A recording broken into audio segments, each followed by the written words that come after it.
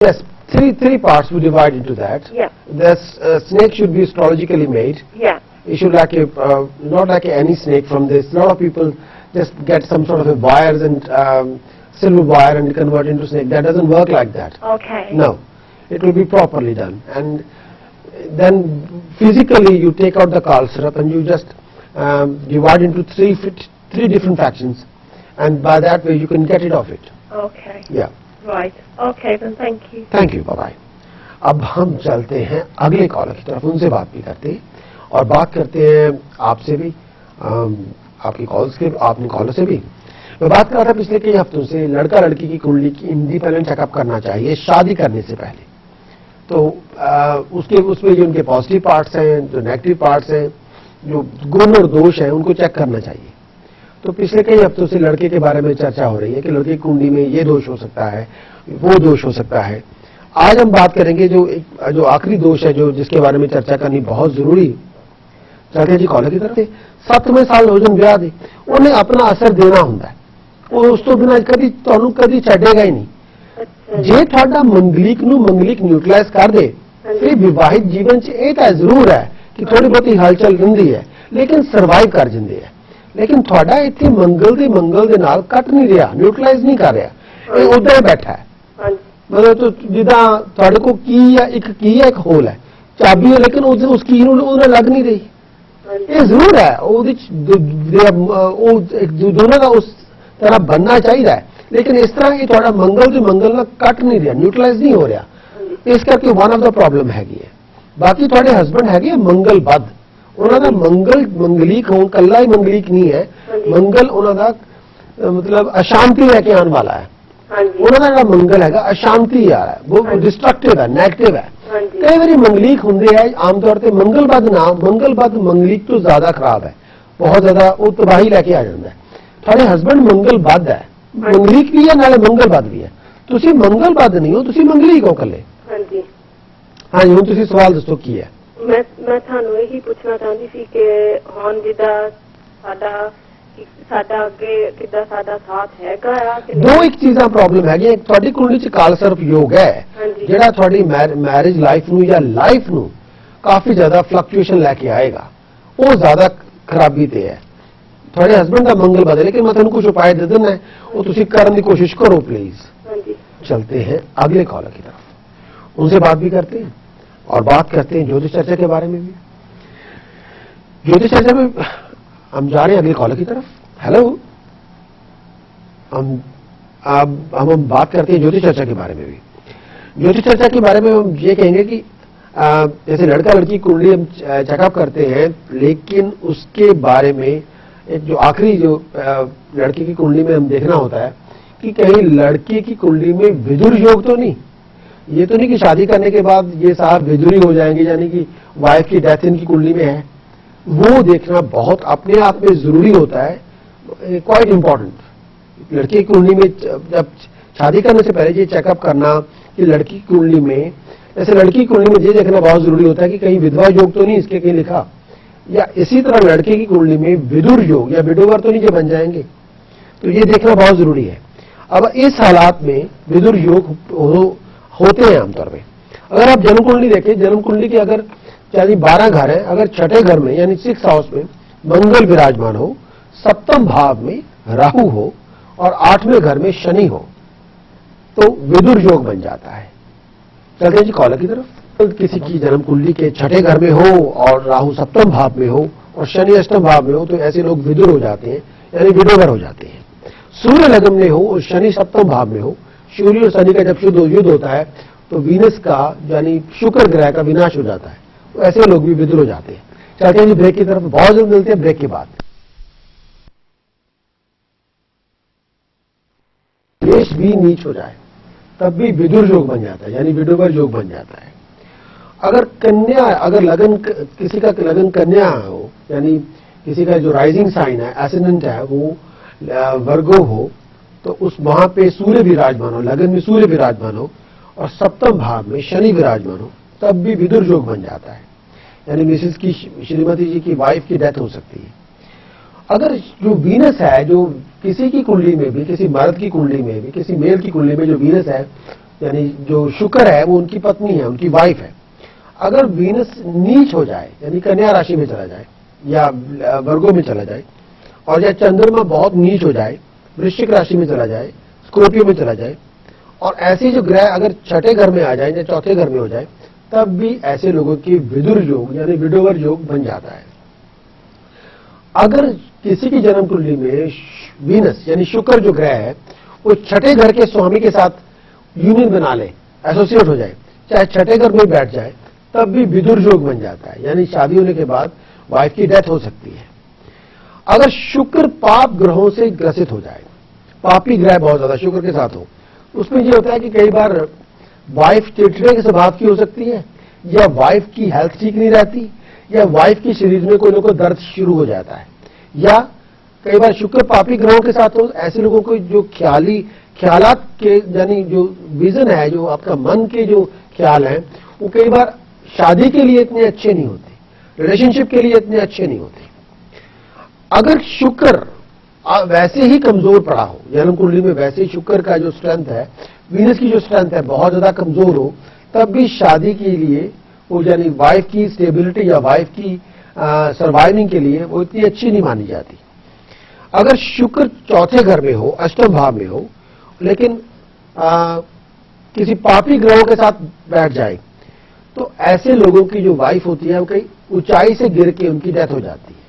यानी शुक्र चौथे घर में हो या अष्टम भाव में हो, लेकिन पापी ग्रहों के साथ आ जाए, तो वाइफ की ऊंचाई से गिरने से, चोट लगने से या एक्सीडेंट से, क्लैश होने से उनकी डेथ हो जाती है। चलते जी कॉलर की तरफ, विदुर योग के बारे में। भाई अगर किसी की भी कुंडली में शुक्र शुभ हो और अष्टम भाव में पापी ग्रह बैठ जाएं, तो ऐसे जो लोग होते हैं उनकी वाइफ की मिसहैपनिंग के साथ डेथ हो जाती है, एक्सीडेंट के साथ डेथ हो जाती है। और इसी तरह से है कि जो वीनस है किसी की कुंडली में, जो शुक्र है, उसका हेल्दी होना बहुत जरूरी है। चलते हैं ब्रेक की तरफ। अगर शुक्र किसी की जन्म कुंडली का जो शुक्र है वो छठे घर, आठवें घर या 12वें घर में हो जाए, और उसके साथ दूसरे घर का स्वामी या 7वें घर का स्वामी बैठ जाए, और पापी ग्रह शुक्र को देख रहे हो, जितने पापी ग्रह शुक्र को देखेंगे उतनी ही पत्नियों का नाश हो जाता है। तो ऐसे लोगों की शादियां एक से ज्यादा हो जाती है। चलते हैं ब्रेक की तरफ। शुक्र जो ग्रह है वो छठे घर में हो, 8वें घर में हो, 12वें घर में हो, लेकिन दूसरे घर के स्वामी या 7वें भाव के स्वामी की जन्म कुंडली में साथ बैठा हुआ, और जितने पापी ग्रह शुक्र को उस हालात में देखेंगे उतनी ही पत्नियों का, उतनी ही वाइफ्स का नाश हो जाता है। ऐसे लोगों की जो वाइफ है या मर जाएगी या भाग जाएगी या सर्वाइव नहीं करेगी या रिलेशनशिप टूट जाएगा, उतनी शादियां ये लोग करके बैठ जाते हैं।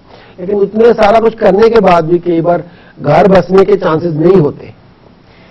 अगर 9th हाउस, जन्म कुंडली के 9th हाउस में, 7th हाउस में या 5th हाउस में सन और वीनस इकट्ठे बैठ जाएं, लेकिन सन की स्ट्रेंथ बहुत ज्यादा हो, तो वीनस अपने आप बर्न्ड हो जाता है, तो भी ऐसे लोगों की पत्नी का सुख नहीं होता, या मैरिज में गड़बड़ है, या वाइफ अनहेल्दी है, या वाइफ की डेथ हो जाएगी।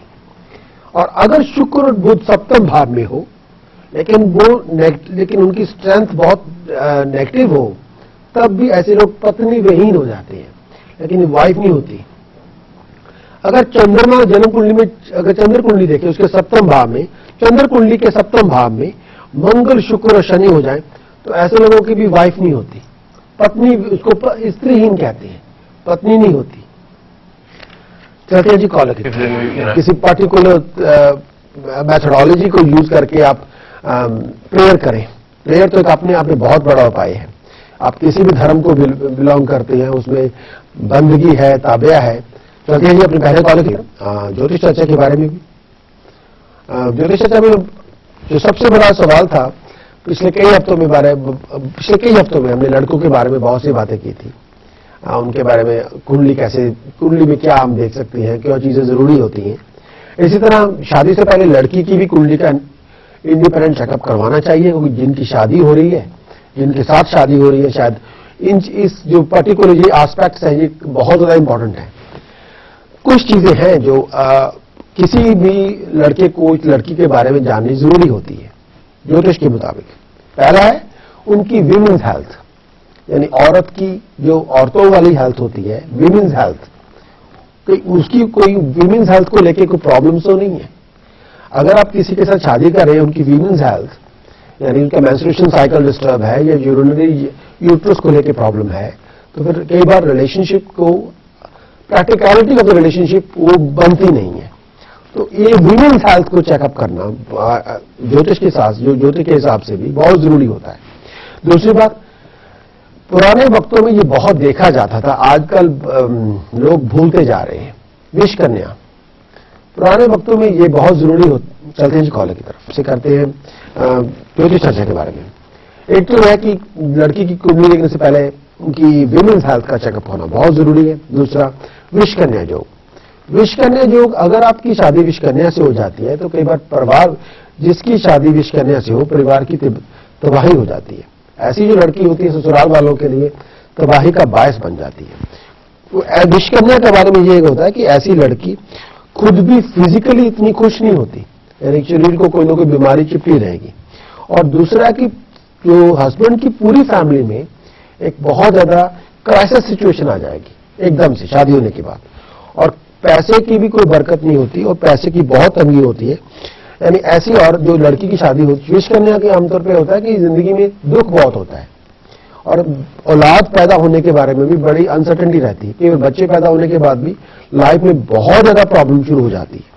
शोक पीड़ित कहा जाता है, यानी हर वक्त दुख रहता है। शादी होने के बाद जिंदगी में दुख बहुत होगा। लड़के वाले भी, लड़के की जिंदगी में भी बहुत दुख होगा, शादी के बाद शुरू हो जाएगा। शादी के पहले लाइफ डिफरेंट है, शादी के बाद एकदम जिंदगी का एक नया चैप्टर शुरू हुआ है जो पहली लाइफ से बिल्कुल अलग होगा, और कई अनएक्सपेक्टेड चीजें ऐसी हो जाएंगी लाइफ के अंदर, फैमिली के अंदर, जो पहले किसी के ख्वाबों ख्यालों में भी नहीं होगी।